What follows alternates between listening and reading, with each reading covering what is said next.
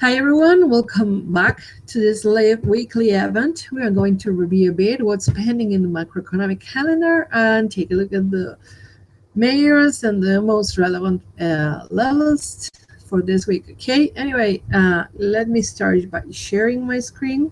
Okay, and we will start with the fundamental calendar. It's important to notice that sometimes there are events that are beyond calendar that drive the market, and of course, the case is the Chinese stocks plummeting during the first week of the year. The market is still feeling the pain. Worldwide markets. It's not just the Forex board, but also stocks. Today we have a slightly recovery in Chinese stocks so far, as I know, but Wall Street had its worst start in years. Gold is under pressure, but oil prices are plummeting to $30 a barrel, record lows, 12-year lows for Brent, eight no, almost over 10-year lows for crude, U.S. crude.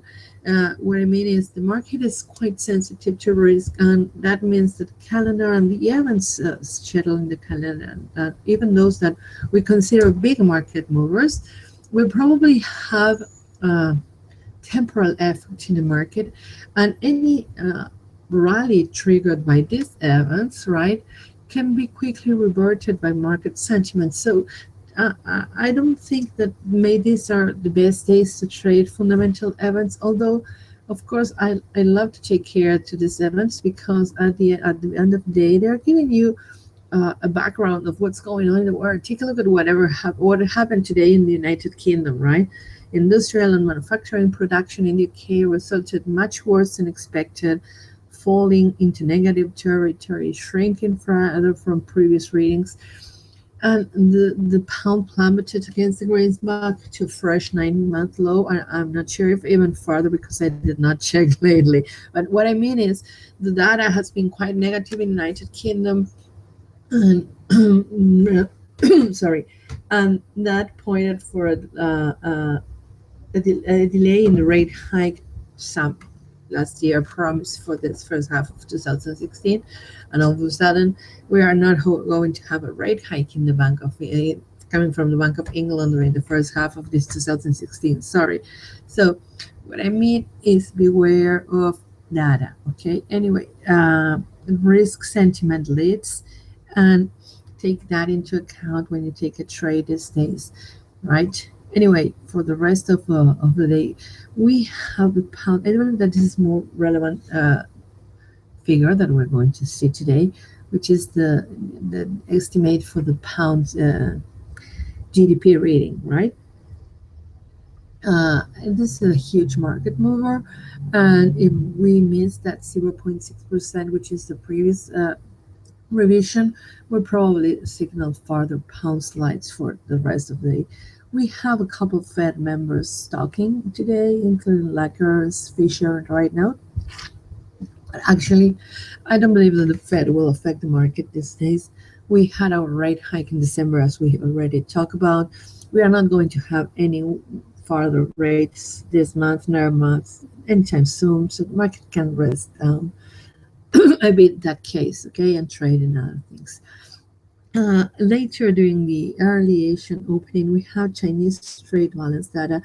Despite it's not marked as really relevant, fact is that this export and imports rating are marking the pace in the Forex market lately, because they are telling us how much commodities China is importing. I do believe that's the key, right? Oil prices plummeting, minor metals, sorry, prices plummeting is all coming because of China's economic contraction, importing less and less and less. So if we are worse than minus 11.5 in here, I would expect further risk aversion favoring for the most the Japanese yen and gold prices. Okay, the next we have currently talking most of the week, but it won't be really relevant until Thursday when we have the full Monty with the Bank of England having their rate decision, economic asset purchase facility program decision,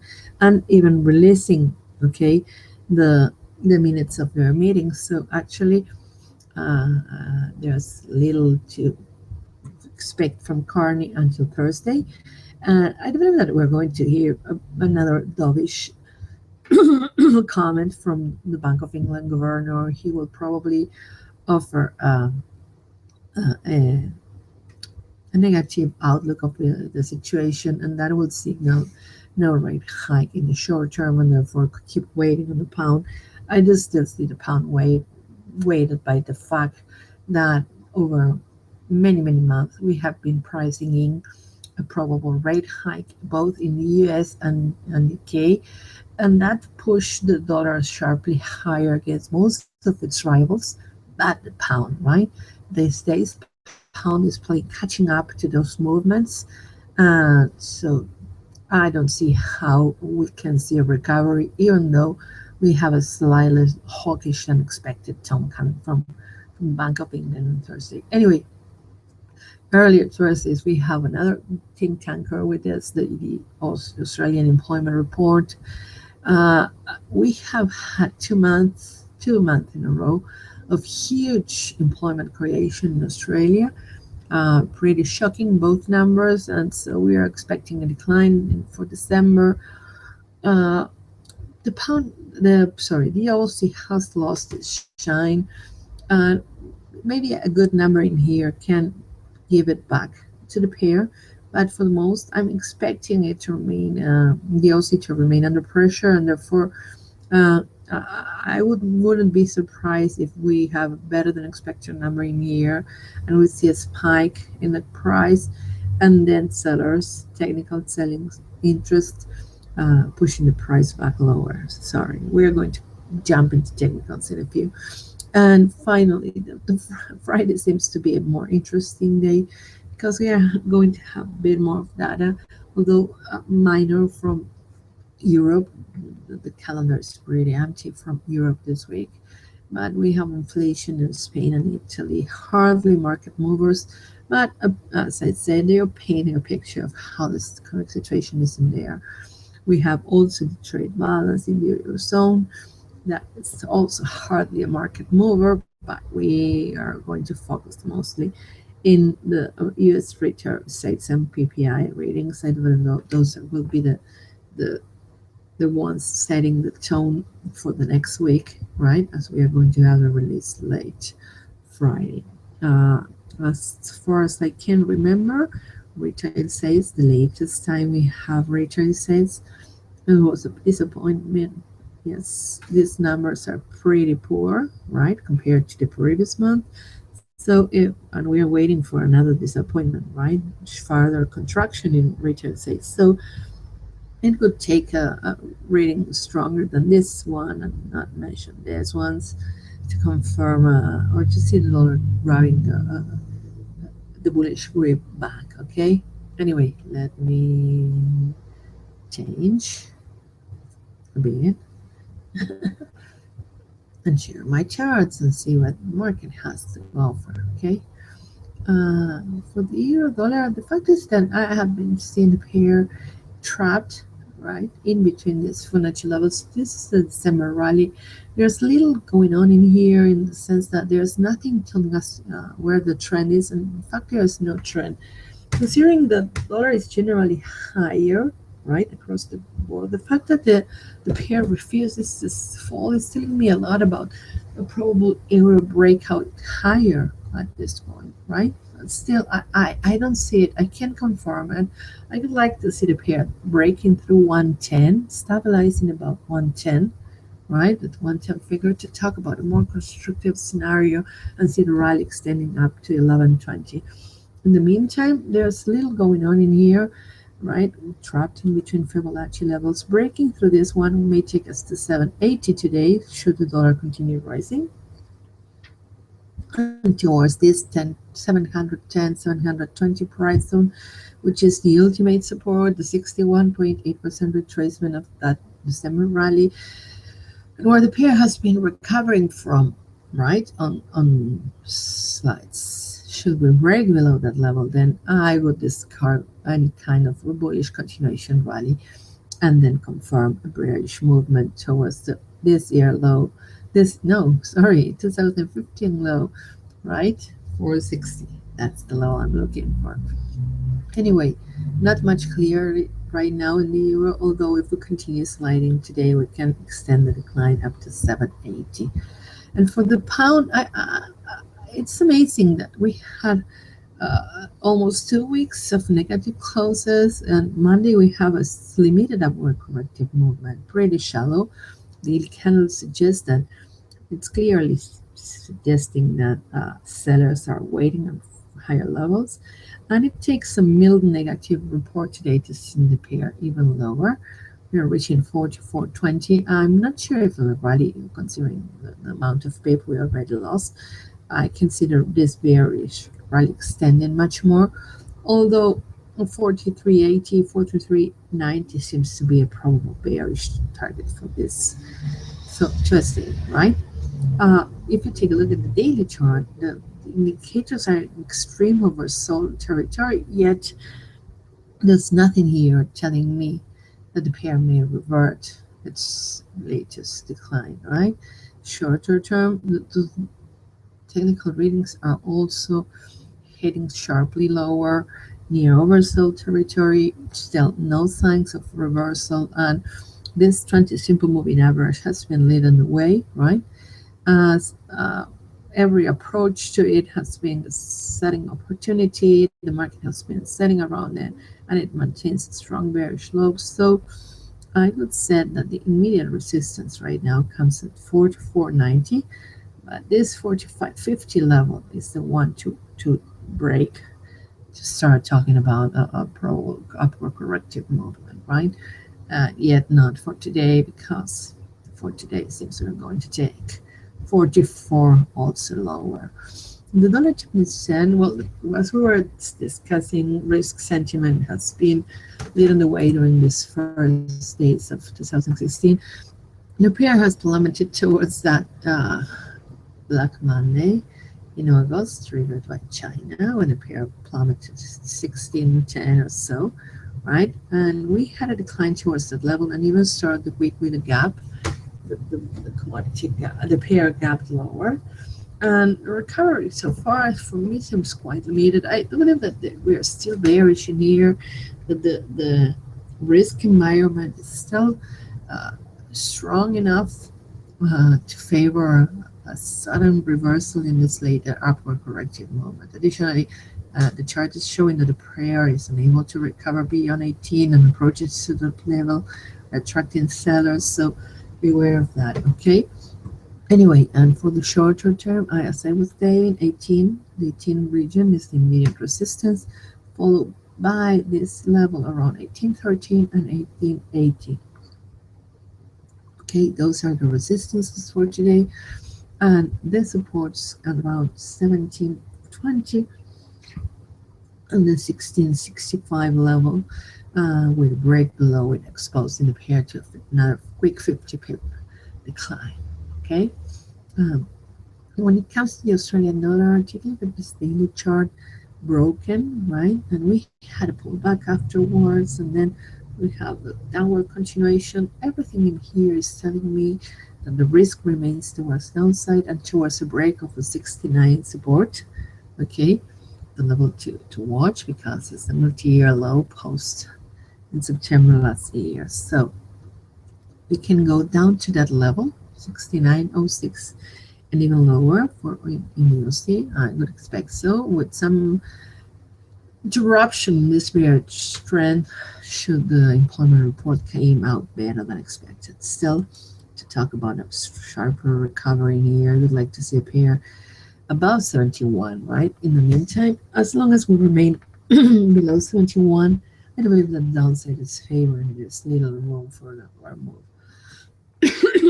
Shorter term, as many other currencies, it's slightly oversold, yet an attempt to recover and being capped by the 20 simple moving average. Yet we are quite near it.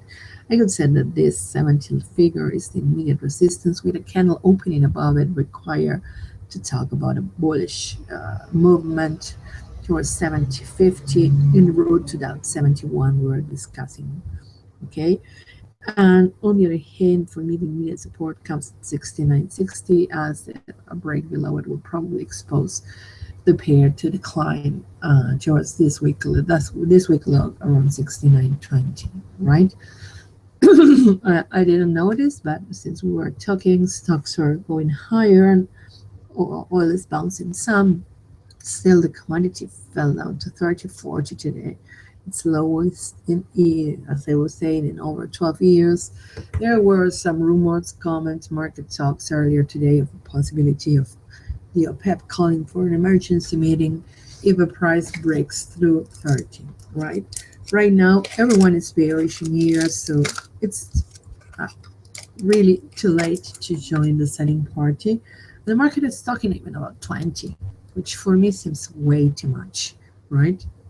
What I'm saying is that despite the strong bearish tone and the strong bearish speculative interest that there is in the commodity, the risk of an upward corrective movement, and I'm not talking about 40 or 45, that's way too far away, but maybe 35 is possible.